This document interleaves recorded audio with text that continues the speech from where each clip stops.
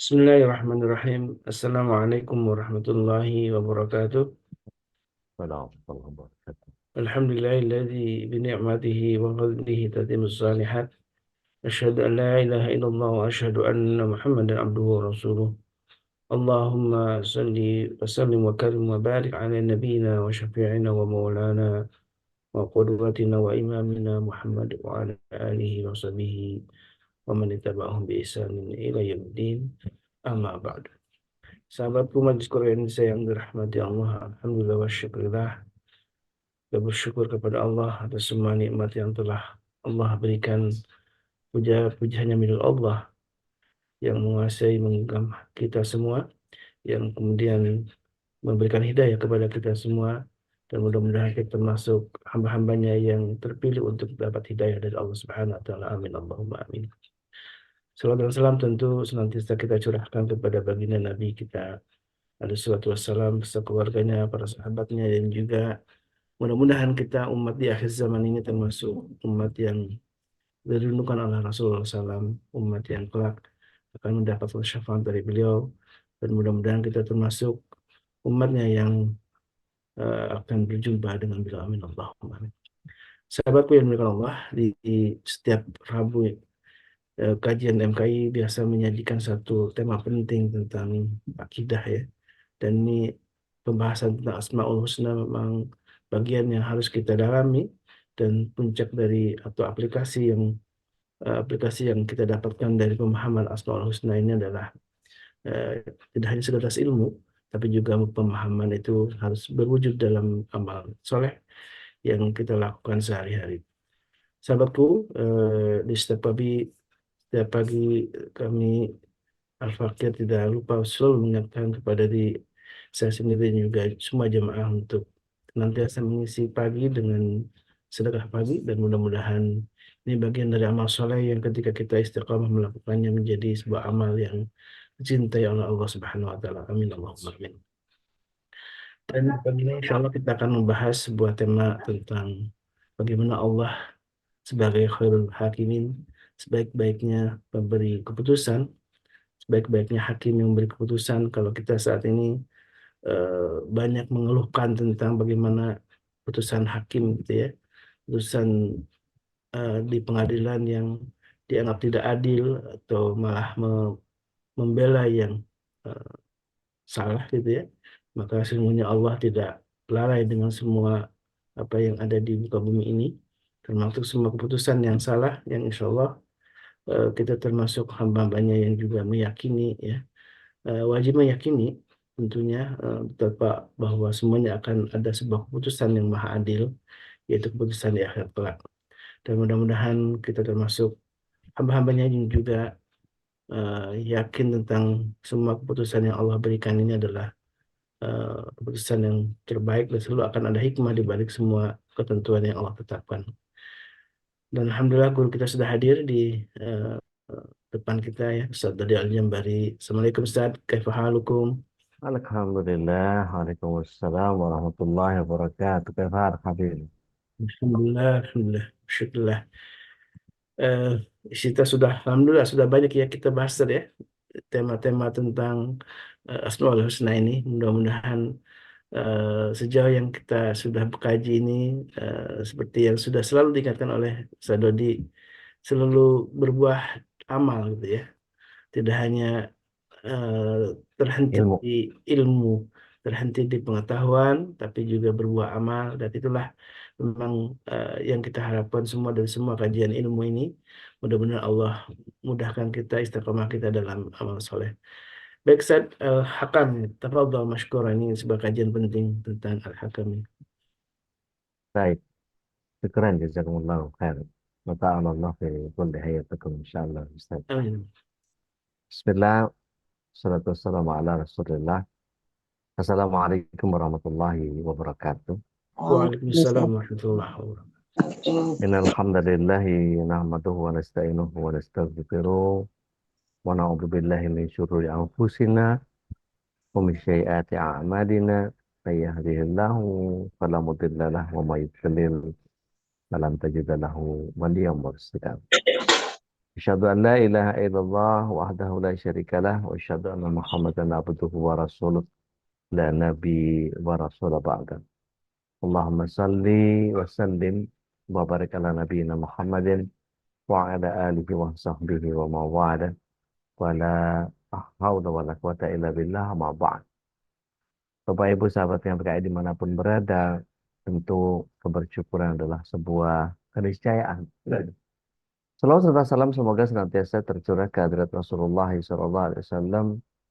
Dialah teladan terbaik sepanjang zaman yang beruntung kita dihadirkan beliau agar kita mampu menghadirkan sisi kemanusiaan dari harapan-harapan ilahiyah kita kepada Allah Subhanahu wa taala.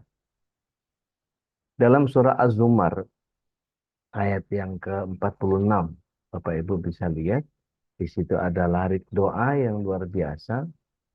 Allahumma fatiris samawati wal ard alimul ghaibi wasyahadah anta tahkum baina ibadi, ya, baina ibadika fima kanu fihi yakhtalifun. Wahai Allah, pencipta langit dan bumi yang mengetahui yang gaib dan yang nyata, Engkau yang maha memutuskan antara hambamu tentang apa yang selalu mereka perselisihkan. Jadi ketika Allah SWT sebagai Al-Hakam, maha disebutnya maha memutuskan hukum. Dari hadis riwayatnya Ibnu Majah dikatakan bahwa dan apabila para pemimpin mereka tidak melaksanakan hukum Allah yang terkandung dalam Al-Quran dan tidak mau menjadikannya sebagai pilihan, maka pada saat itulah Allah akan menjadi banyak em, pertentangan di kalangan mereka. Bahkan eh, ketika kita melihat bahwa hukum Allah ini begitu luar biasa, ditetapkan segala sesuatu dengan sangat teliti, dengan sangat rigid, sangat luas, sangat eh, rigid. Dan kita lihat waktu di akhir pekan kita bicara tentang waris sama Ustaz Saifullah bin Abu Bakar, bahwa hitungan-hitungan itu Allah SWT buat sedemikian rupa. Siapa dapat berapa, siapa dapat berapa, dan seterusnya. Itu menjadi bagian yang Maha Suci Allah dengan segala penetapannya. Mari kita lihat surah Ar-Ra'd ayat yang ke-41, surah 13 ayat 41. A'udzubillahi minasyaitonirrajim. Dan Allah menetapkan hukum menurut kehendaknya. Tidak ada yang bisa menolak ketetapannya dan dialah yang maha cepat hisabnya. Wallahu sari'ul hisab. Maka kalau kita perhatikan kata hakam, al-hakama ini yang bermakna menghalangi. Jadi seperti kata hukum yang berfungsi menghalangi terjadinya penganiayaan atau kendali buat hewan itu namanya hakamah. Ya, karena dia menghalangi hewan untuk mengarah ke arah yang tidak diinginkan atau menjadi liar, maka kata hikmah ini juga berarti sesuatu yang jika digunakan dan diperhatikan ini akan menghalangi terjadinya mudarat atau kesulitan dan sesuatu yang mendatangkan kemaslahatan dan kemudahan. Maka dalam Al-Quran kita bisa temukan ada begitu banyak kata hakam yang menunjuk kepada beberapa pihak. Ada satu ayat yang menunjuk kepada Allah, gitu ya. Ada ayat lain yang dilekatkan kepada orang, ya, dan seterusnya. Kita lihat dulu di surah Al-An'am ayat yang ke-114. Surah yang ke-6 ayat 114. Di sana Allah SWT menyatakan, maka patutkah engkau mencari hakim selain dari Allah? Padahal dialah yang telah menurunkan kitab Al-Quran kepadamu dengan detail, dengan terperinci. Di ayat yang lain, di surah Al-Nisa, ayat yang ke-35, Allah SWT menyatakan bahwa eh, haruslah memutuskan hukum di antara dua orang yang berselisih.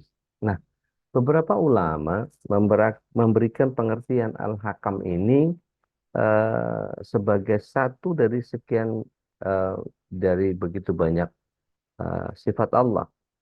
Maka maknanya adalah antara lain yang pertama dia adalah yang membuat atau menentukan atau memutuskan, ya.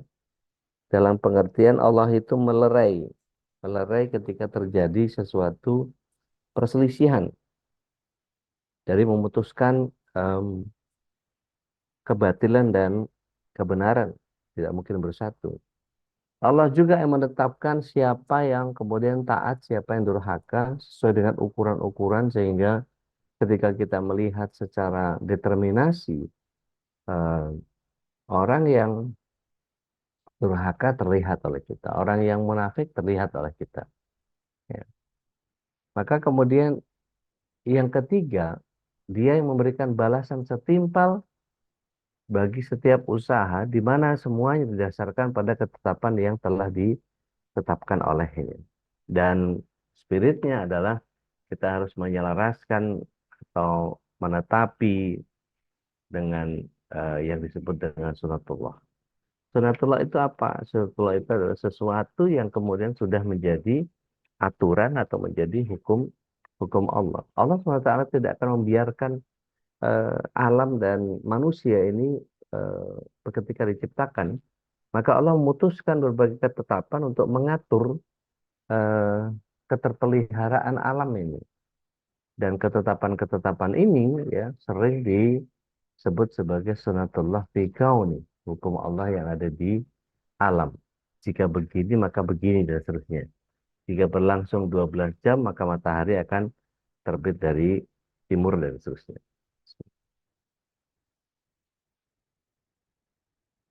Nah, ketetapan-ketetapan ini yang kemudian disebut sebagai, sebagian kita menyebutnya sebagai hukum alam. Padahal hukum alam itu adalah hukum Allah. Dan sunatullah ini yang kemudian ditemukan oleh para ilmuwan sehingga lahir serangkaian ilmu dan teori-teori pengetahuan. Maka kalau dilihat hukum alam ini punya 7 karakteristik atau ciri khas. Yang pertama, berlaku di mana saja. Yang kedua, berlaku kapan saja dan tidak mengenal waktu. Yang ketiga, bisa diprediksi karena biasanya ada konstanta yang terjadi. Ya, besok pasti mataharinya terbit dari timur lagi. Itu bisa diprediksi. Ya. Kemudian yang keempat, berada di luar kita, di eksternal kita. Kemudian yang kelima, dia beroperasi eh, dengan atau tanpa pemahaman kita. Artinya ya Allah SWT sudah desain begitu. Ya. Kemudian yang keenam, terbukti dengan sendirinya. Dan yang ketujuh, memampukan bila dipahami. Artinya tidak ada yang tidak bisa dinalar. Semua bisa dinalar. Ketika tanggal 13, 14, 15 Rasulullah SAW melakukan Ayamul Bid misalnya, itu ternyata eh, dalam ilmu astronomi dikatakan bahwa eh, yang namanya bulan itu kemudian gravitasinya paling dekat. Kadang-kadang kita bisa melihat bulan lebih besar daripada biasanya. Disebut juga sebagai supermoon. Ya. Dan waktu-waktu tertentu bisa menjadi red moon, ya, blue moon, dan seterusnya. Nah, itu eh, secara astrologi ternyata kenapa Rasulullah SAW saum di 3 hari, 13, 14, 15 itu ternyata salah satunya adalah orang di tanggal 13, 14, 15, 19 itu adalah saat di mana libidonya naik. Ya. Sehingga Rasulullah SAW menahannya dengan puasa. Kemudian sebagai eh, sebuah hukum alam, maka harus memenuhi kriteria tadi, 7 tadi. Ya. Hukum gravitasi misalnya, kayak tarik bumi. Ini berlaku di mana saja, kapan saja, selama masih di bumi Allah. Mau di kota, mau di desa, ya. Pokoknya dia terjadi di mana saja, kapan saja, dan berada di luar diri kita. dan beroperasi tanpa pemahaman kita. Ini gimana kok bisa gitu? Itu Allah. Itu sunatullahnya. Ketika kita melempar sesuatu ke atas pasti dia jatuh ya kembali lagi. Dan ini berlaku di dimanapun dan kapanpun. Ya. Dan pemahaman mengenai hukum ini yang membuat manusia menjadi mampu menerbangkan pesawat terbang. Ya. Maka kemudian Allah menetapkan api itu panas, ya, salju itu dingin, ya, angin itu bertiup dari udara yang tekanan tinggi ke udara yang rendah, ya, bumi, bulan, matahari berputar sesuai dengan orbitnya. Ya, ini semua adalah bagian yang Al-Hakam menetapkan hukumnya sudah.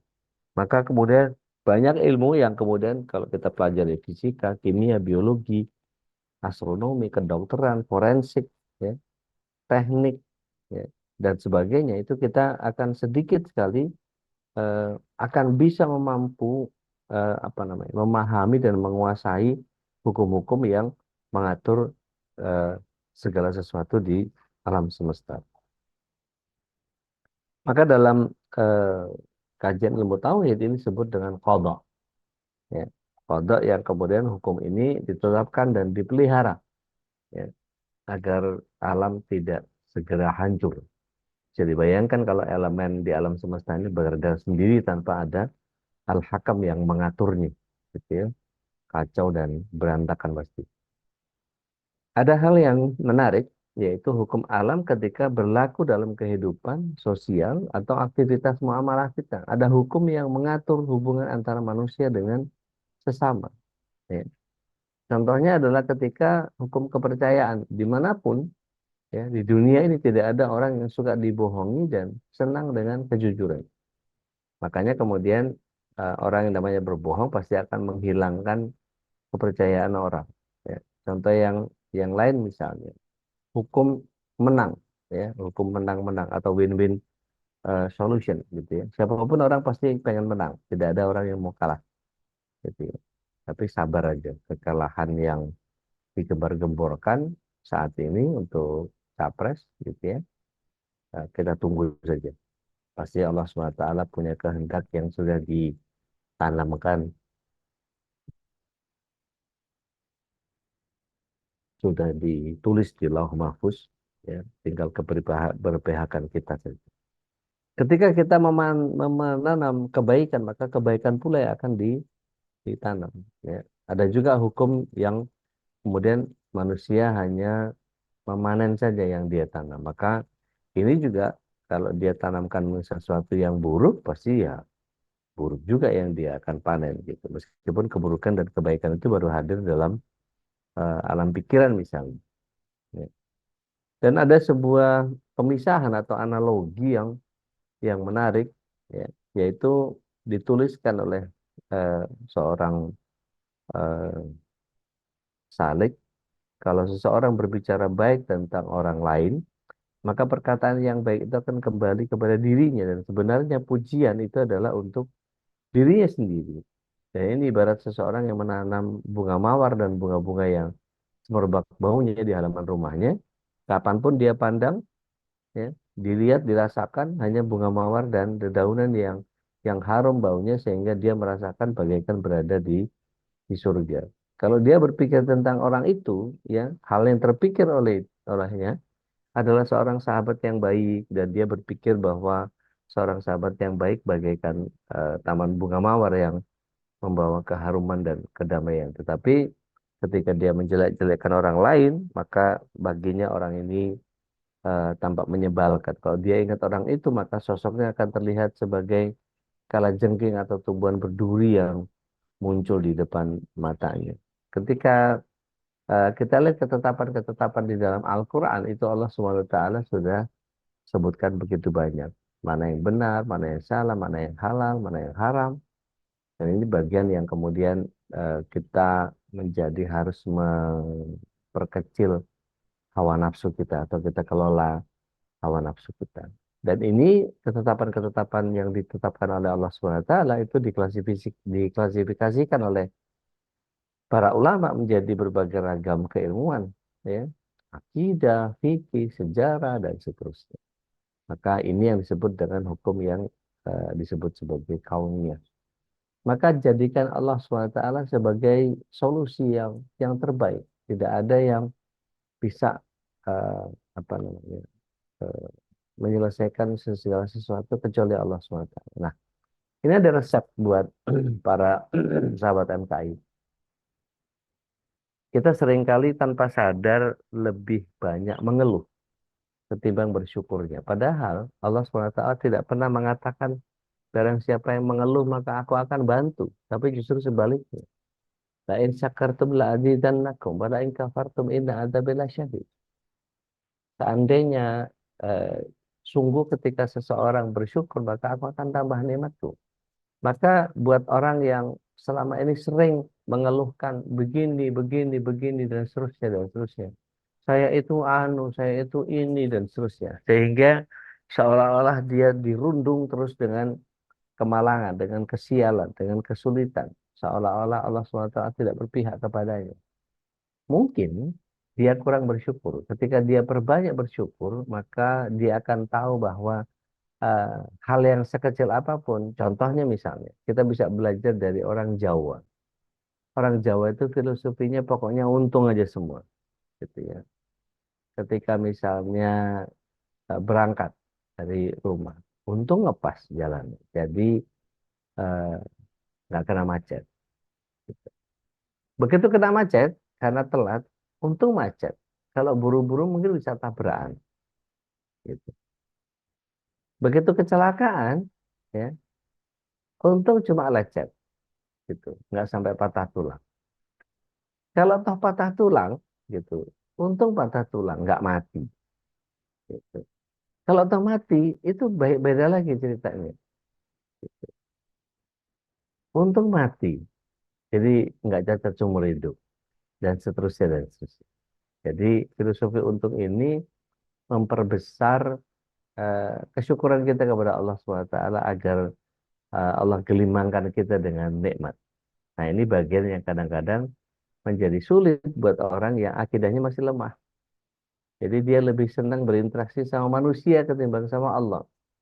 Padahal kalau dia sembunyikan urusannya sama manusia, dia berbanyak kepada Allah Subhanahu wa taala, maka seharusnya Allah Subhanahu wa taala lah yang paling berhak untuk bisa memberikan bantuan paling awal. Nah, ini yang kemudian ketika kita melihat bahwa Al-Hakam ini adalah zat yang maha menentukan setiap segala sesuatu, kira-kira Allah SWT akan permisif nggak dengan maksiat yang kita lakukan? Tentu tidak. Gitu ya. Semua ada resiko. Maka ini yang kemudian saya seringkali eh, mengajak para sahabat dimanapun berada, gitu ya. Ketika Allah SWT sayang, itu ada satu hadis yang eh, ini muktabar hadisnya.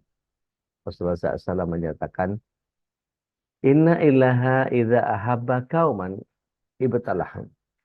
Sungguh ketika Allah SWT mencintai suatu kaum, pasti diberikan musibah. Kalau dia ridho, ya, falah ridho. Waman sakhita falah khusuka. Sesiapa yang ridho, maka Allah akan ridho. Tetapi sesiapa yang marah atau ngeluh dengan apa yang Allah SWT hadirkan itu, maka Allah lebih marah dari dia. Ini kan bagian yang kemudian ya jangan ngeluh, banyakin aja bersyukur gitu. Kalau misalnya berada dalam kondisi seperti apapun, Alhamdulillah Allah masih kasih hidup. Alhamdulillah Allah masih kasih kesempatan untuk bisa beribadah. Alhamdulillah Allah masih kasih umur panjang. Alhamdulillah. Jadi lebih banyak bersyukurnya ketimbang mengeluhnya. Nah, ini kalau bisa kita mulai jalankan setiap harinya. Dirubah mindsetnya. Kalau misalnya sakit gitu, Alhamdulillah dikasih sakit sehingga gugur dosa saya. Gitu. Pokoknya isinya seperti orang Jawa yang pakai filosofi untung tadi. Tapi kalau kita mau bicara tentang Alhamdulillah pemujian kepada Allah SWT, ini yang kemudian insya Allah akan membuat kita makin dekat kepada Allah Subhanahu Wa Taala. Dalam hadis riwayat At-Tirmidzi, Rasulullah SAW menyatakan bahwa tidak akan berhenti ujian, kesusahan dan penderitaan terhadap seorang mukmin dan mukminat, baik yang menimpa dirinya sendiri, anak-anaknya maupun hartanya, sehingga dia menemui Allah meninggal dalam keadaan tidak membalas satu dosa apapun. Ini kan bagian yang wow, ya nggak apa-apa kena musibah, ya nggak apa-apa kan santai aja gitu. Maka seperti yang pernah sering saya sampaikan bahwa tatkala seseorang itu menjadikan Allah SWT sebagai Robnya, maka akan Allah SWT cabut kegelisahannya dan Allah akan hilangkan yang namanya kesedihannya. Karena semua sudah ditakdirkan oleh Allah SWT. Jadi kita tinggal menyikapi dengan sikap yang paling baik, gitu ya. Lihat surat yang eh, Al-Baqarah di Allah em, kok jadi tiba-tiba lupa ya. Biasanya sering sering saya pakai tuh. Di surah Al-Baqarah eh, saya lupa 196 kalau nggak salah. Alhamdulillah minasyaitonir rajim. Yu'tal hikmah mayyasha wa may yu'tal hikmata faqad utiya khairan katsira wa may yadhakkaru illa ulil albab. Jadi Allah SWT menyatakan bahwa eh, hikmah itu diberikan hanya kepada orang yang dikehendaki. Kemudian sesiapa yang mendapatkan begitu banyak, mendapat hikmah, sesungguhnya mendapat begitu banyak kebaikan. Hanya orang-orang yang berakal sehat sajalah yang bisa eh, mempelajari atau mengambil pelajaran. Ya, orang-orang yang mau menggunakan ulul albabnya. Iya, 196 ya kalau nggak salah, ya? Kayaknya bukan udah. Bukan ya? 196 tentang ibadah haji puasa. Oh, maaf, maaf. Iya. 264, saya kok lupa terus nggak ingat.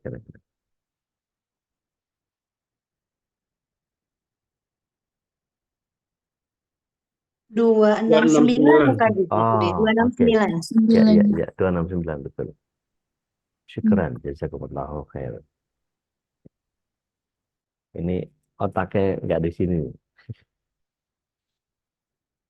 Jadi ketika kita menjadikan Allah Subhanahu wa taala sebagai zat yang memberikan hikmah, ya, Al-Hakam yang memberikan hikmah kepada kita, maka yang mendapatkan hikmah itu dia mendapat begitu banyak kebaikan, pemahaman Al-Qur'an, pemahaman sunnahnya, sehingga dia tahu bagaimana dia menempatkan diri.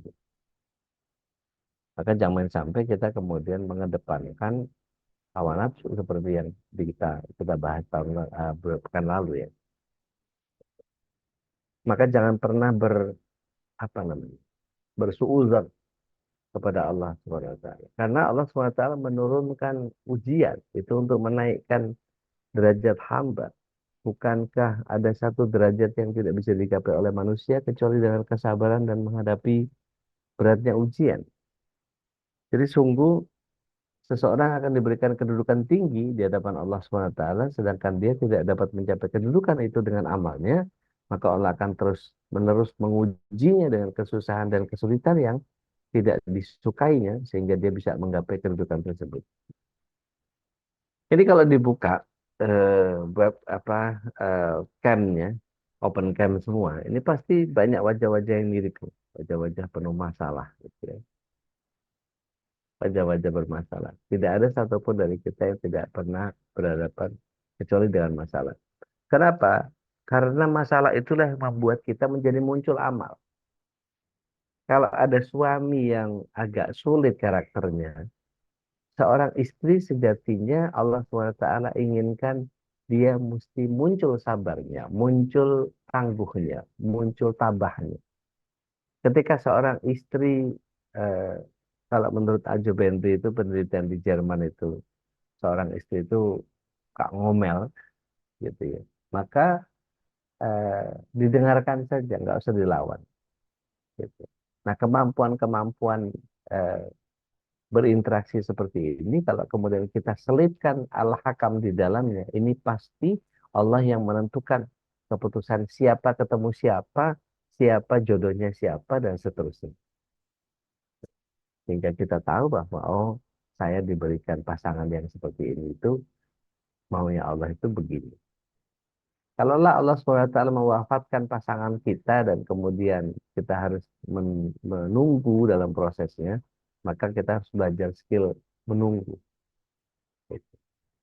Menunggunya sampai kapan? Kalau saya melihat orang tua saya gitu ya, ibu tercinta Allahyarham, itu beliau dari tahun 74 bisa dibilang relatif cantik, tapi beliau sudah menetapkan dirinya tidak mau menikah lagi, kecuali membesarkan anak-anaknya dengan eh, kemampuan beliau. Dan ini menjadi sangat luar biasa karena hampir setiap hari kami mendengarkan beliau itu bercerita tentang sosok ayah. Sehingga sosok ayah itu hadir di lingkungan kami. Meskipun sudah lama. Oh, bapakmu dulu nak begini, begini, begini, begini, begini. Kamu tahu nggak bapakmu itu kalau kalau pas lagi ini itu, jadi bukan hanya beliau hanya sekedar mengenang eh, kisah kasihnya dengan pasangannya, tetapi beliau ingin memberikan satu gambaran bahwa ayahmu itu adalah sosok yang bla bla bla bla bla, sehingga kami merasa bahwa beliau hadir dalam kehidupan kami. Jadi contoh misalnya, ibu lagi bikin apa, eh, abon cakalang, ya, ikan sedikit abon. Itu kalau lagi itu sambil cerita tuh, oh bapakmu duluan, oh, gini gitu, apa segala macam dan seterusnya. Kamu lihat aja tuh di album foto tuh apa tuh. Itu sambil sambil cerita sambil kadang-kadang kalau saya ngambil album foto saya deketin ke beliau, wah ceritanya panjang betul dengan segala macam foto-foto yang ada di situ. Dan itu betul-betul membuat kami seolah-olah kami berada hidup bersama dengan ayahanda Allah ya. Dan itu saya melihat belum banyak para wanita yang mampu melakukan seperti itu. Karena yang ada, ini kalau ada bapakmu enak nih. Ya. Jadi keluhan, keluhan, keluhan, keluhan. Bukan keindahan kenangan, bukan bukan memunculkan sosok karakter ayah yang seharusnya mereka dapatkan. Dan itu menjadi bagian yang sangat luar biasa ketika kami dibesarkan dengan cara seperti itu. Jadi kami seperti, oke, beliau single parent, tapi beliau tidak seperti single parent karena sosok ayah itu sangat lekat di kehidupan kami, gitu. Dan kadang-kadang ibu Layarham itu selalu bilang, jangan gitu, bapakmu nggak suka. Itu bagian yang kayak masih ada aja gitu. Buat kita yang kurang ajar di era-era sekarang, udahlah orang mati ngapain diomongin sih gitu. Tapi betul-betul beliau hadirkan itu sebagai bagian ya ketika bikin apa misalnya pusaran selah misalnya.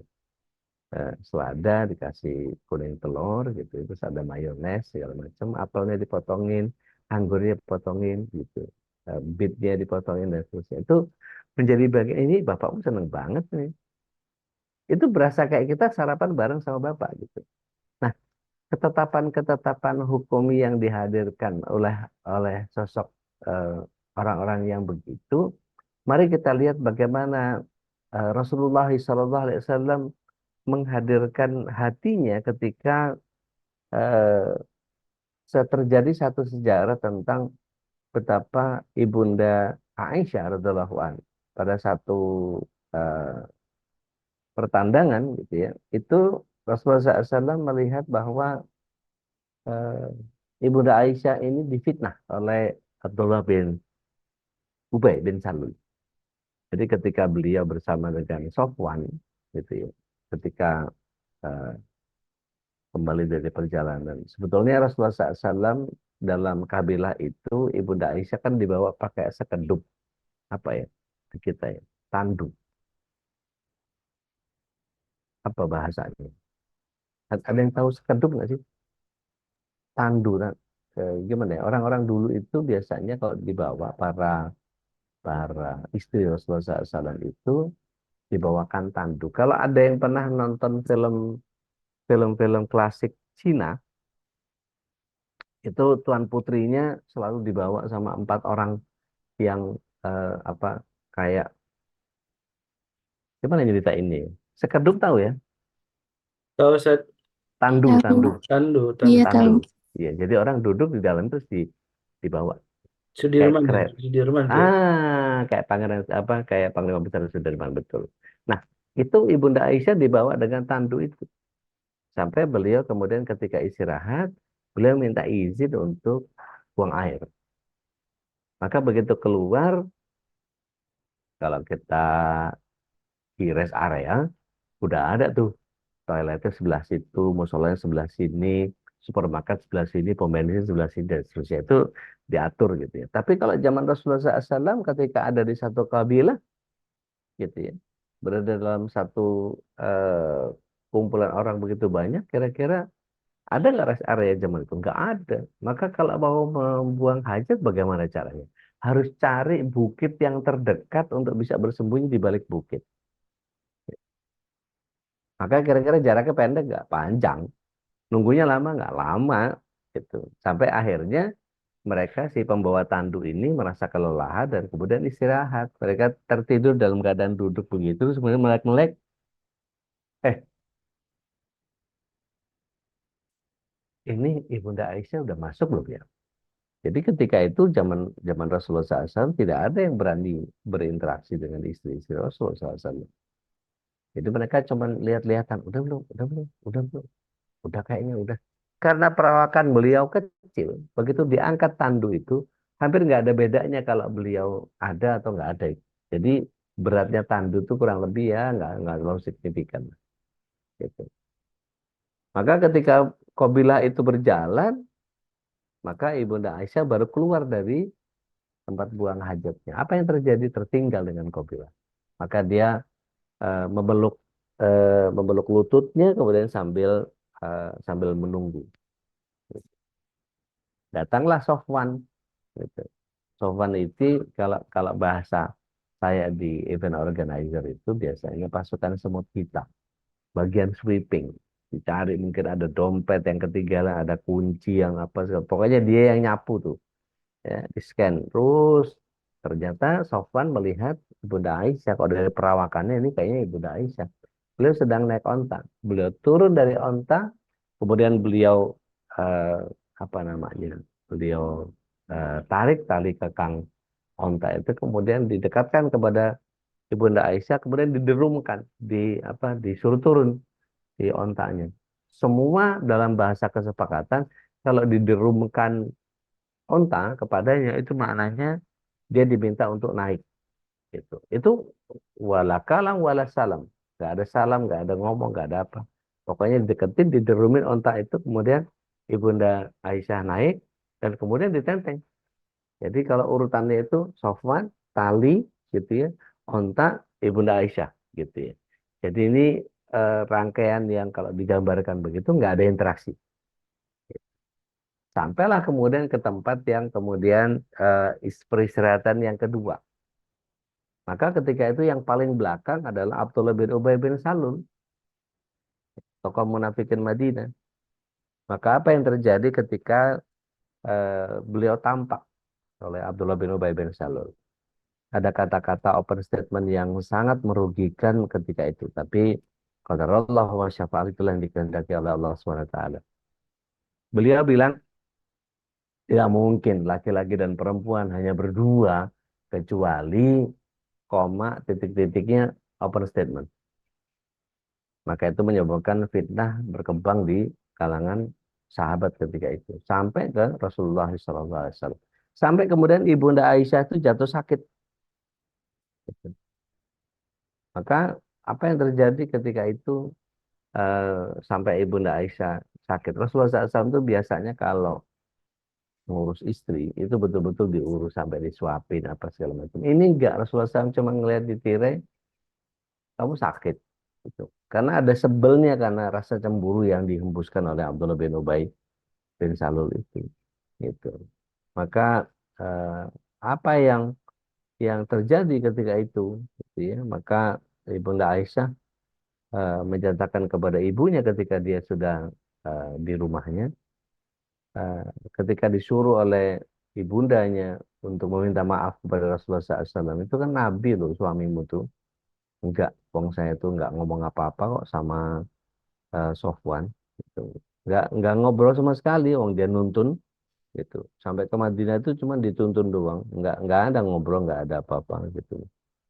Maka ini kemudian jadi guncang fitnahan ini, dan kemudian ketika itu lihat bagaimana Rasulullah SAW memutuskan sesuatu. Beliau eh, ketika diantar Sofwan, maka Ibunda Aisyah dalam hadisnya menyatakan, aku jatuh sakit selama 1 bulan. Dan selama itu pula aku tidak mendengar adanya desas-desus tentang diriku. Tapi ada satu hal yang membuatku sedih, bukan kepala. Aku mendapati Rasulullah SAW seakan berkurang kasih sayangnya kepadaku. Apa yang beliau lakukan kepadaku ketika sakit tidak seperti biasanya. Rasulullah hanya menjengukku, memberi salam, dan berkata, bagaimana keadaanmu? Itu yang mengherankanku. Aku tidak mengetahui kejelekan yang tersebar kecuali setelah aku sembuh. Maka ketika itu Rasulullah SAW mendapatkan wahyu dari Allah Subhanahu Wa Taala, ya maka diceritakan bahwa Aisyah adalah wanita yang sangat mulia dan sangat cinta, dan ini disampaikan oleh Usama bin Zaid. Ya. Ibu Aisyah itu cinta banget sama Rasulullah SAW. Dia adalah istrimu. Saya benar-benar yakin bahwa mereka, Aisyah adalah istri yang setia. Dan ini juga diucapkan oleh Ali bin Abi Thalib. Maka setelah itu Rasulullah SAW apa yang dilakukan? Beliau minta Abdullah bin Ubay bin Salul eh, dikumpulkan. Maka kemudian siapa di antara kalian kaum muslimin yang menyetujui penolakanku terhadap tuduhan yang telah mencemarkan nama baik istriku? Demi Allah, aku yakin istriku bersih dari tuduhan keji yang tidak benar itu. Mereka menyebut seseorang yaitu Sofwan, ya, dan aku hanya mengenal dirinya sebagai orang yang baik. Dia tidak akan menemui istriku kecuali bersamaku. Artinya tuduhannya Abdullah bin Ubay bin Salul ini dipatahkan oleh Rasulullah SAW. Baru kemudian Rasulullah SAW menjenguk Aisyah radhiyallahu an di rumah orang tuanya. Maka Rasulullah SAW menyatakan, jika engkau tidak bersalah maka Allah akan membebaskanmu. Namun jika engkau benar-benar berdosa, beristighfarlah dan mohon ampunlah kepadanya. Sungguh jika seorang hamba mengakui dosa dan bertobat, Allah akan menerima tobatnya. Maka Ibunda Aisyah menangis itu ketika itu. Karena Rasulullah SAW belum dapat jawaban dari Allah. Maka Ibunda Aisyah mengatakan, demi Allah aku tidak mendapat perumpamaan bagi kasusku ini kecuali apa yang dikatakan oleh Yakub. Sabarlah yang paling indah, dan hanya Allah lah tempat meminta ya pertolongan atas segala tuduhan yang dilontarkan. Dan tidak lama berselang, ya, maka afwan, pertolongan Allah datang, dan kemudian kalau kita lihat surah An-Nur ayat yang ke-11, ya, surat yang ke-24, Allah SWT berfirman, sungguh orang yang membawa berita bohong itu adalah dari golongan kamu juga.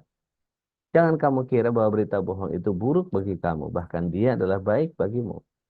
Tiap-tiap orang akan mendapatkan balasan dari dosa yang mereka kerjakan. Dan siapa di antara mereka yang bisa mengambil bagian yang terbesar dalam penyiaran berita bohong, maka itu baginya azab yang besar. Setelah itu, baru Rasulullah SAW menghadirkan 2 orang laki-laki dan seorang wanita penghasut, maka ditetapkan hukuman cambuk kepada mereka.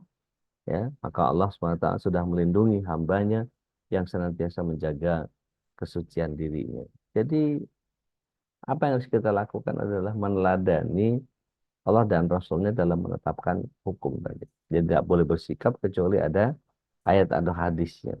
Tanamkan keyakinan bahwa tidak ada hukum terbaik selain hukum Allah. Dan seluruh dimensi kehidupan itu dari yang paling kecil sama yang paling besar. Dan usahakan kita bisa menjalankan hukum-hukum Allah itu sesuai dengan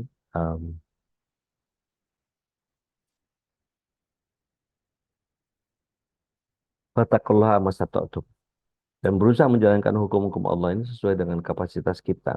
Maka mohon kepada Allah akan diberikan kelapangan dada, gitu ya. Dan jangan pernah kita berkeluh kesah atas ketetapan dari Allah SWT sampai kita berburuk sangka. Naudzubillah min dzalik. Ya. Semua ujian itu diberikan lengkap sudah dengan solusinya dan sesuai dengan kapasitas kita untuk menghadapinya.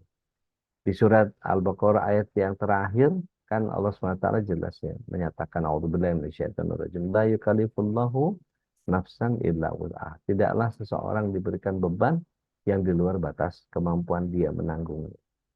Dan ketika apa yang kita lakukan dalam menetapkan Al-Hakam sebagai pemegang hukum kita, maka jadikanlah hakim yang adil minimal untuk diri sendiri, untuk ruh, untuk nafsu, untuk hati, untuk akal.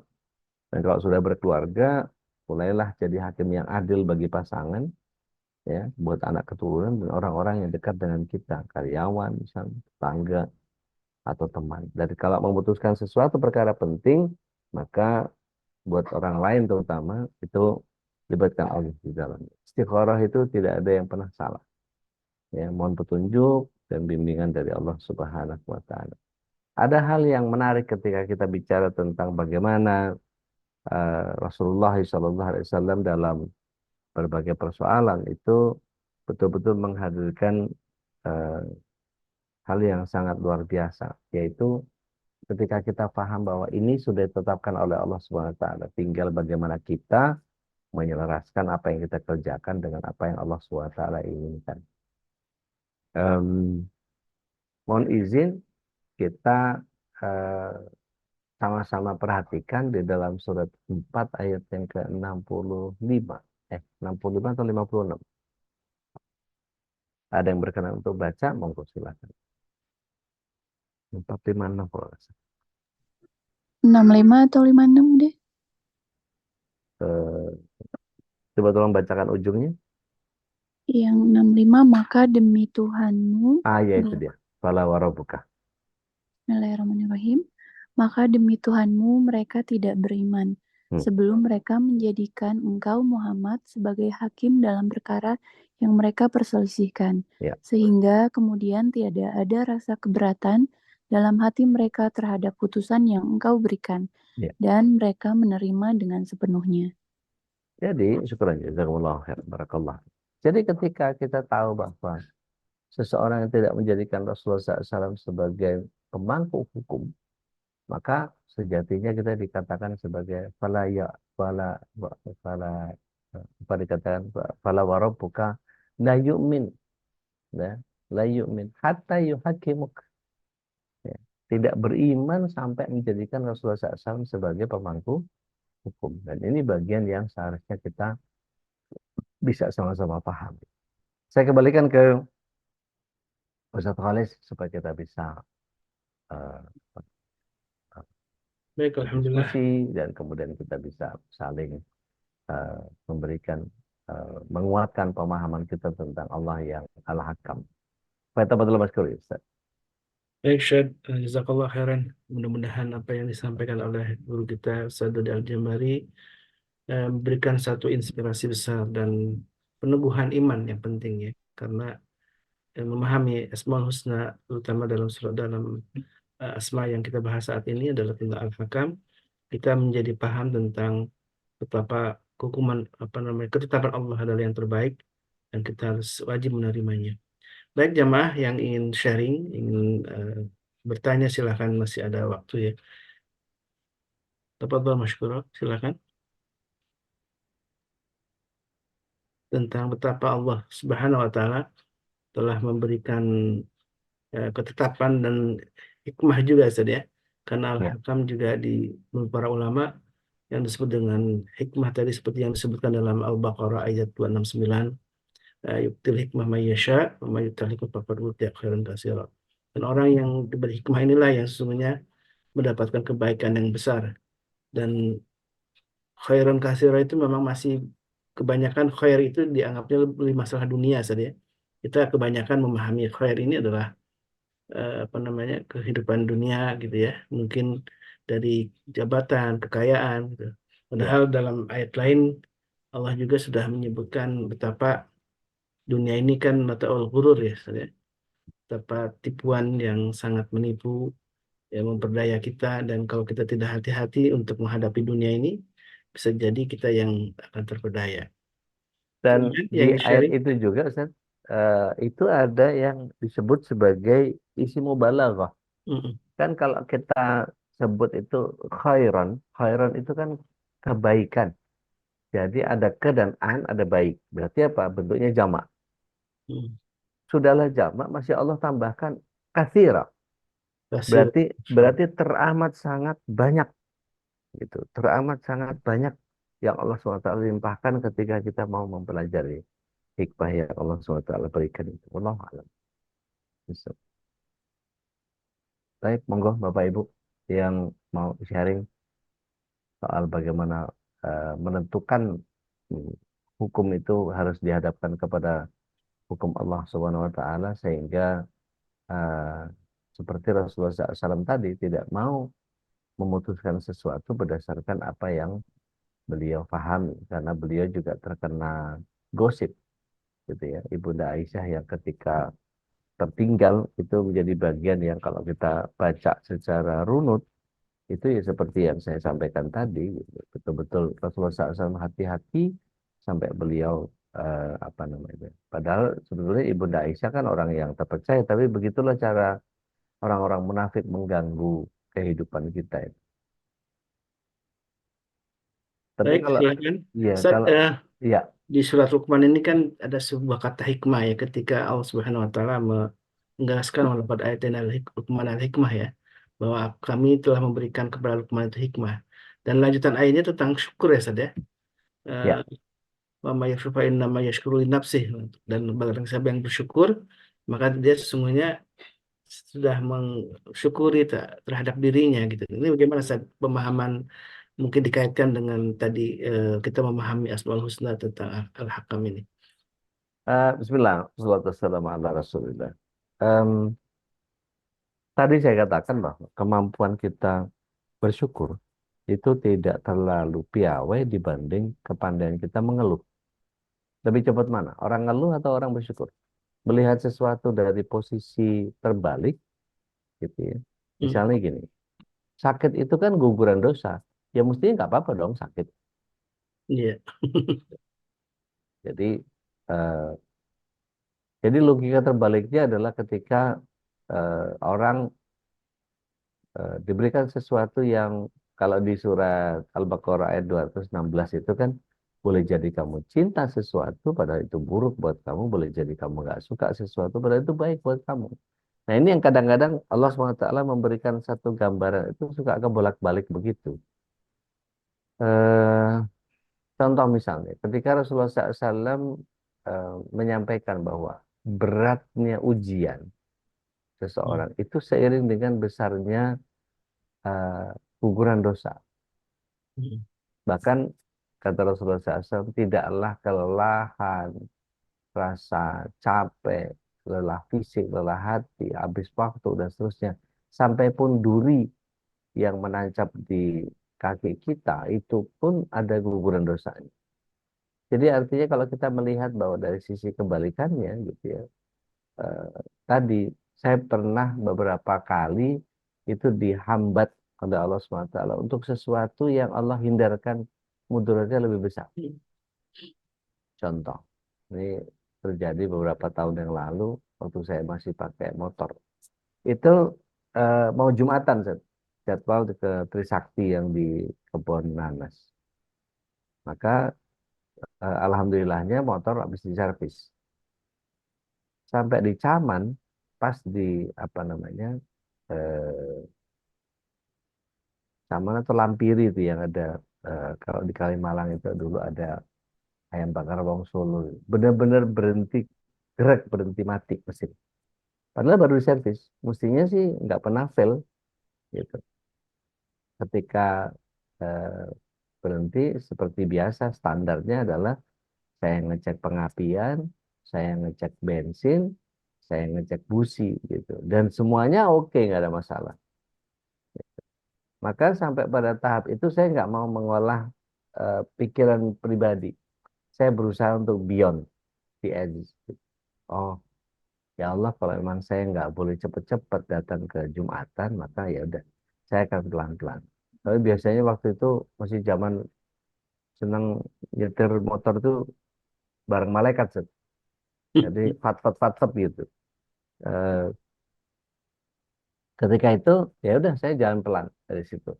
Pas nyampe di masjid di tempat saya khutbah, tiba-tiba sudah ada ustadz yang naik. Begitu saya masuk ke masjid, dia langsung salam.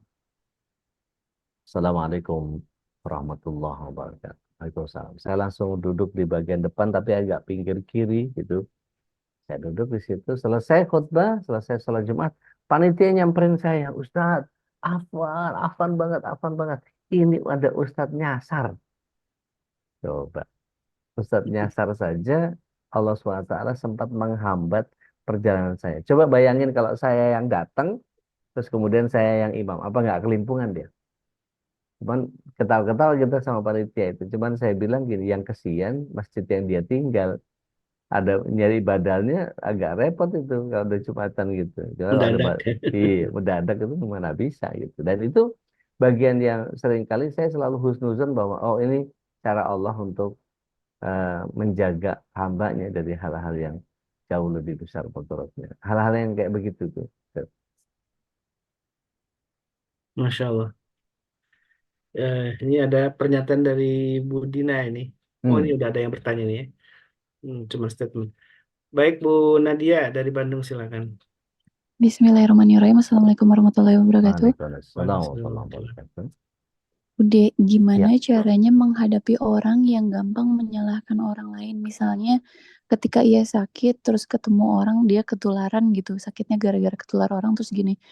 Gara-gara sih ketemu si itu sih, jadi aku sakit ketularan. Padahal kan di balik itu selalu ada hikmah ya, Ude. Ya, Gimana cara menghadapinya, Ude? Makasih. baik. Assalamualaikum. Waalaikumsalam warahmatullahi wabarakatuh. Bismillah, salatu wassalamu ala Rasulullah.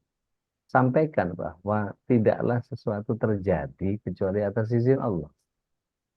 Coba cari di surat berapa itu yang tidaklah satu helai daun pun jatuh kecuali sepengetahuan Allah. Jadi tidak ada yang terjadi di hidup ini. Ada begitu banyak orang yang kemarin waktu kena COVID, kok dia nggak kena, gitu.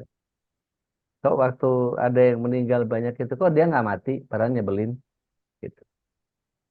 Jadi sampaikan kepada dia bahwa tidaklah terjadi sesuatu di dunia ini kecuali Allah SWT berkehendak. Kita sakit, kita sembuh, kita sehat, kita apalah segala macam dan seterusnya. Bagian yang harus kita lakukan adalah samping masing.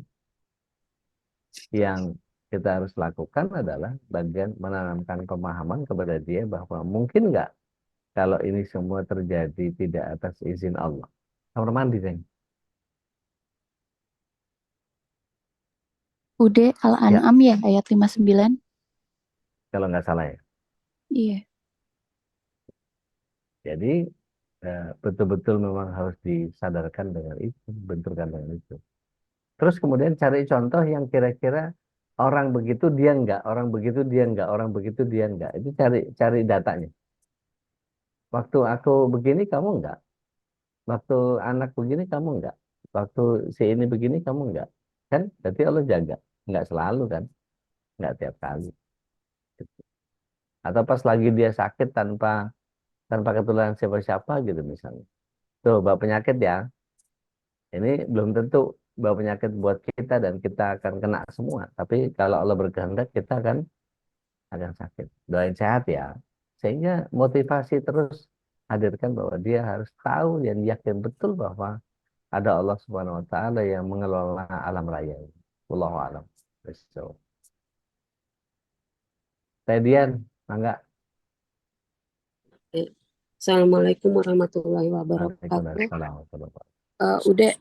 dalam menetapkan hukum waris itu mana yang kalau saya sih setahu saya tuh hukum Islam yang terbaik gitu ya. Cuma ada teman saya yang meninggal suaminya membagikan harta warisnya ke anaknya itu secara hukum negara jadi dibagi rata gitu. Bukan menurut hukum Islam. Terus satu lagi teman saya bilang kalau zaman dulu kan perempuan memang bukan benar-benar di rumah gitu, nggak kemana-mana. Tapi kan kalau sekarang hak perempuan sama hak laki-laki itu sama, di mana tulang rusuk itu eh, apa menjadi tulang punggung gitu. Teman saya bilang itu kalau kita mendahulukan hukum Islam itu, apalagi terutama hukum waris, lebih utama ngikutin hukum Islam atau secara hukum negara itu aja sih udah. Baik. Bismillah. Salatu wassalamu ala Rasulillah. Kalau bicara waris pasti hukum Allah jauh lebih baik.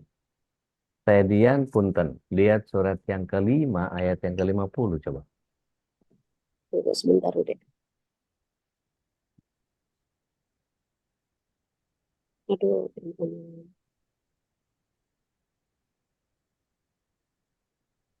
surat kelima, Ayat 50.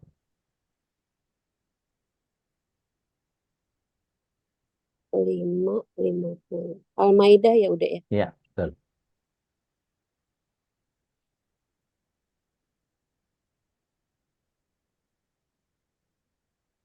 Benar ya. Apakah hukum jahiliyah yang mereka kehendaki, hukum siapakah yang lebih baik daripada hukum Allah bagi orang-orang yang meyakini agamanya? Iya. Buat yang yakin aja itu. Tapi kalau yang nggak yakin ya susah. Mau diyakini kayak apa. Tapi harus yang namanya. Jadi setelah misalnya dia dapat, maka kemudian dia mau bagi sesuai dengan apa yang dia lakukan. Nanti bisa konsul ke Ustaz Saifullah bin Abu Iya. Bakar gitu. Jadi kalau misalnya mau mau hitung-hitungan, mana yang mau dijadikan hukum yang mana yang mau dipakai? Hukum Allah atau hukum negara? Gitu. Hmm. Terus gini udah saya kan 7 bersaudara, 1 laki-laki. Di antara semua bapak saya tuh pernah mewasiatkan kalau rumah yang kita tempati itu buat anak laki-lakinya gitu. Sementara yang perempuan nggak ada yang dikasih rumah, cuma dia karena kata bapak saya kasihan dia laki-laki nanti harus bawa anak istrinya gitu. Itu gimana ya udah. Tapi wasiatnya itu secara lisan, nggak secara tertulis kalau orang zaman dulu kan gitu. Iya, saya milih tadian ngobrol sama Ustaz Saifullah. Soalnya Bapak Aris saya agak nggak nguasain. Oh gitu. Iya Nah, udah. Bu Dian ikuti di hari Ahad ya. Kalau Ahad ini Iya, kemarin juga saya ikut Ustaz. iya. Kalau Alhamdulillah. perlu nomornya nanti kita kasih. Iya. Kita ada Syukran udah. punten, punten Iya, bisa, punten bisa. iya. Syukran udah. Takut salah ngejawabnya. Iya. Mbak Silakan Bu Nana, Devi. silahkan. Assalamualaikum warahmatullahi wabarakatuh. Waalaikumsalam Waalaikumsalam. warahmatullahi wabarakatuh. Ustadz Dodi, jadi Nana tuh ada mau bertanya tentang ayat yang tadi An-Nur 11 ya, 24-11.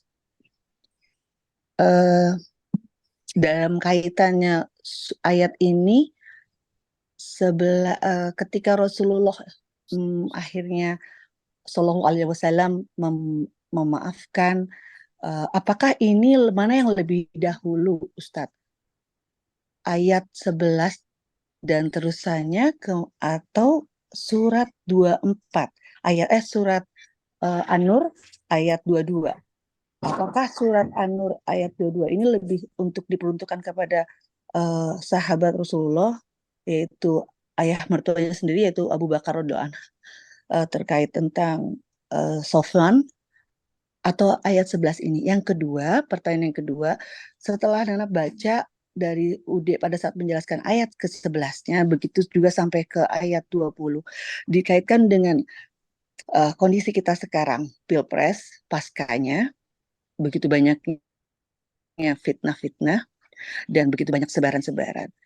Bagaimana kita mensikapi hal tersebut? Pastinya kalau dilihat dari ayatnya, apalagi yang ditutup dengan ayat 19 dan 20, itu sangat menyeramkan ya Ustadz. Azab yang ditetapkan oleh Allah bagi orang-orang yang menyebarkan fitnah, kebohongan.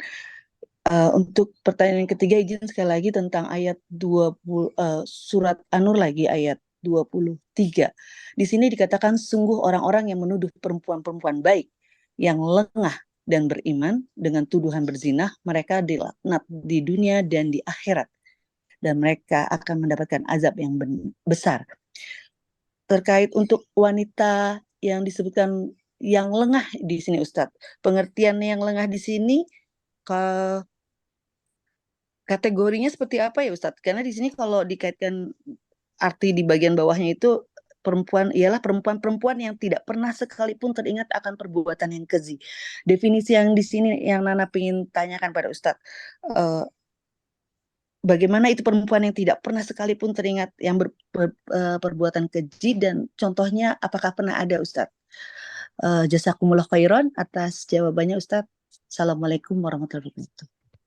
Waalaikumsalam warahmatullahi wabarakatuh. Bismillah, salatu wassalamu ala rasulillah. Ya, kalau ditanya mana yang duluan antara ayat 11 dari surah An-Nur dengan ayat yang ke-22, wallahu alam, tapi yang jelas kejadiannya itu simultan. Artinya ketika Rasulullah SAW, ketika Rasulullah SAW mendapati ibunda Aisyah seperti itu, maka kalau dilihat dari ayatnya itu sepertinya dua-dua dulu baru 11. Kenapa? Karena yang terjadi adalah ketika itu Abu Bakar As-Siddiq radhiyallahu anhu yang terkena imbas daripada fitnah yang disebarkan oleh kerabatnya, itu bagian yang kemudian Abu Bakar As-Siddiq radhiyallahu anhu, ketika kita tahu bahwa apa yang disampaikan oleh fitnahan itu membuat Abu Bakar As-Siddiq radhiyallahu anhu marah ketika itu. Saya tidak akan pernah menyantuni kamu lagi, saya tidak akan memaafkan kamu. Maka turun ayat 22. Gitu. Baru kemudian beliau mengkelap dan menyadari itu, barang siapa tidak mau memaafkan kesalahan orang, maka dia akan berhadapan dengan ampunan yang datang dari Allah Subhanahu wa Ta'ala. Maka kemudian setelah itu baru terjadi peristiwa yang ayat 11-nya itu, sehingga setiap apa yang Rasulullah SAW lakukan itu menjadi penyelesaian daripada permasalahan itu. Wallahu a'lam bishawab. Mari kita lihat di ayat yang ke-23 nih, gitu ya. Kalau kita lihat ayat 23-nya itu ada banyak pelajaran yang kita bisa ambil dari ayat 23-nya surah An-Nur itu. Padahal kalau kita mempelajari satu ayat itu membuat kita menjadi harus mempelajari secara utuh ya. Jadi asbabun nuzulnya lah, apa segala macam dan seterusnya. Kalau saya perhatikan di ayat yang ke-23 ini, ada Syekh Mukbil yang menyatakan bahwa Syekh Mukbil ini beliau nama aslinya Profesor Dr. Umar bin Abdullah Al-Mukbil. Beliau ini Profesor Fakultas Syariah di Universitas Qusib, ya, Saudi. Beliau katakan, sungguh orang yang menuduh wanita yang baik-baik yang lengah lagi beriman berbuat zina itu lengah dari satu perbuatan buruk, ya, bisa menjaga seseorang dari melakukannya, karena perbuatan itu tidak akan terjadi kecuali dengan keinginan yang kuat, dan keinginan itu tidak akan muncul kecuali adanya perasaan dalam diri. Maka merasakan kelengahan ini perlu adanya kesibukan lain yang menjadikan seseorang lalai dari perbuatan itu. Kalau kita perhatikan dari Yasin gitu ya, ini ancaman dari Allah itu yang tadi, bahwa Aisyah binti Abu Bakar itu, ulama sepakat bahwa orang yang mencaci Aisyah sesudah itu dan kemudian menuduh berbuat zina, ya, si Abdullah bin Ubay bin Salul tadi, mereka kena laknat di dunia dan di akhirat. Bahkan ketika kita coba lari ke bagaimana Rasulullah SAW bersikap seketika beliau wafat, itu Rasulullah SAW bahkan dicegah oleh Allah SWT untuk mendoakan. Kita lihat surat yang ke-9 ayat yang ke-80. Itu ketika Rasulullah SAW bareng sama Umar bin Khattab radhiyallahu an, kemudian anaknya Abdullah bin Ubay bin Salul, yakni Abdullah. Jadi orang Arab itu kalau pakai nama bapaknya semua. Abdullah bin Ubay bin Salul kemudian mendatangi Rasulullah SAW. Ya Rasulullah, ayahku meninggal. Maka beliau minta untuk jubahnya diserahkan kepada beliau untuk nutupi jenazahnya ayahnya. Artinya kalau itu jubahnya Rasulullah SAW, beliau beranggapan bahwa pasti diampuni sama Allah. Maka kemudian tanpa babi ibu Rasulullah SAW serahkan jubahnya, dan kemudian dia minta, Abdullah bin Ubay bin Salul ini minta, ya Rasulullah, tolong sholatkan ayahku. Maka beliau menyanggupi. Gitu. Tapi Umar dicegah. Umar mencegah. Kemudian Rasulullah SAW pakai surat 9 ayat 80 itu. Sama saja, mau dimintakan ampun atau nggak dimintakan ampun. Mau dimintakan ampun 70 kali, kalau emang Allah nggak ngampuni, nggak akan diampuni sama Allah. Gitu. Tapi Umar ngotot. Tapi kan dia munafik. Munafiknya sampai ke kekafiran. Orang-orang begitu mah nggak usah didoain. Memang nggak pantas mendapat doa. Kalau itu Allah dari engkau gitu. Sampai Allah SWT menurunkan ayat 84-nya. Gitu. Dan ayat itu membenarkan pendapatnya Umar bin Khattab radhiyallahu anhu. Gitu. Maka janganlah kalian mendoakan ya, atau menyolatkan mereka. Karena mereka sejatinya adalah orang yang kafir. Wallahu a'lam. So, Udah Baik, izin.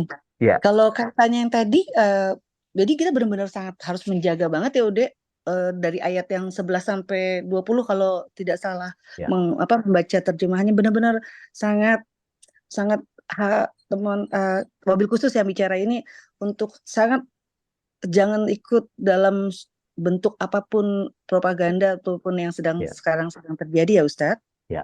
Sekarang skillnya nunggu aja. Nah, Ustadz. bersabar ya. Bagi orang Iya. yang apa itu fasabrun jamil. Ya, sabar itu eh, indah. Sampai kapan? Ya sabar aja. Gitu. Wallahu a'lam. Syukron, jazakumullah Afwan, khairan barakallahu Ustadz. fiik. Alhamdulillah, wa syukurlah, jazakallah khairan. Mudah-mudahan makin memperkokoh ya, saling menguatkan sebenarnya. Ini Ya Rabb. pemahaman terang tadi surat An-Nur juga tentang hadisul ifki yang berita kebohongan, dan mungkin tadi kalau tadi Bu Nana mengkaitkan dengan soal pilpres ya, memang di saat ini banyak sekali berita-berita hoak gitu ya, yang kemudian dari mana sumbernya yang kita memang harus waspadai, jangan Ya, masuk bagian orang-orang yang memprovokasi. kita Karena tunggu tanggal biarlah, mainnya aja. iya, kalaupun nanti Allah yang menghendaki tampilnya pemimpin yang tidak kita sukai, tentu Allah punya hikmah di balik semua itu saja. Betul, Dan tentu pasti. kita tinggal tunggu. Hikmah itu memang selalu berakhir, selalu terakhir saja datangnya. Sahih. Dan kita memang karena kepemahaman apa namanya, keterbatasan kita dalam pemahaman, tentu kita hanya berdoa kepada Allah Subhanahu wa taala untuk dibukakan pemahaman itu, hikmah itu. Karena wa may yadhkur ila ulul albab, ya orang yang bisa memahami tentang hikmah itu memang adalah orang ulul albab, dan baliknya fas'alu ahla dzikri in kuntum la ta'lamun saja. Ya, Maka bertanya kepada para ulama kalau memang kita tidak paham, jangan sampai kita kemudian bersikap eh, melakukan sesuatu yang alhamdulillah. tidak ada panduan. Baik, alhamdulillah, syukurlah. Mudah-mudahan ini bagian yang terbaik di pagi ini. Dalam kehidupan di pagi hari ini kita sudah memulai dengan amal ibadah, dan untuk majelis ilmu makin menguatkan kita ya, mengokohkan kita betapa Asmaul Husna yang sudah dipaparkan oleh Ustaz Dodi ini menjadi eh, pengokoh iman kita, dan tentu tidak hanya sebatas keilmuan, tentu kita mampu mengaplikasikannya dalam kehidupan sehari-hari kita. Betapa hukum apa namanya, hukum Allah lah yang terbaik, karena tadi sudah disebutkan tentang apakah kita akan mengikuti hukum jahiliyah gitu tadi ya. Ya, Apa kemudian justru karena hukum Allah yang terbaik, kita jangan sampai kemudian terlena dengan mengatakan bahwa ada hukum yang terbaik di luar hukum Allah Subhanahu wa taala. Baik, mari kita tutup majlis ini dengan sebelum ditutup, tentu kami ingatkan kembali, mari kita memulai pagi ini juga dengan selain ilmu, kajian ilmu juga sedekah pagi hari yang jangan dilupakan, karena ini amalan yang ketika kita lakukan secara istiqamah mudah-mudahan menjadi jalan untuk mendapatkan ridho Allah Subhanahu wa taala. Karena disebutkan dalam sabda Nabi, amal yang dicintai Allah itu adalah dawamuha wa in qalla, istiqomahan walaupun sedikit. Baik jamaah yang dimuliakan Allah, mari kita tutup majlis ini dengan doa kafaratul majlis. Subhanakallahumma wa bihamdika asyhadu an la ilaha illa anta astaghfiruka wa atubu ilaik. Alhamdulillah, wabillahi taufiq. wal hidayah. Wassalamualaikum warahmatullahi wabarakatuh. Waalaikumsalam. Waalaikumsalam warahmatullahi wabarakatuh. Jazakumullah khair. اللهم ارحمنا بالقرآن واجعله لنا إماما ونورا وهدى ورحمة. اللهم ذكرنا منه ما نسينا وعلمنا منه ما جهلنا وارزقنا تلاوته آناء الليل وأطراف النهار واجعله لنا حجة يا رب العالمين.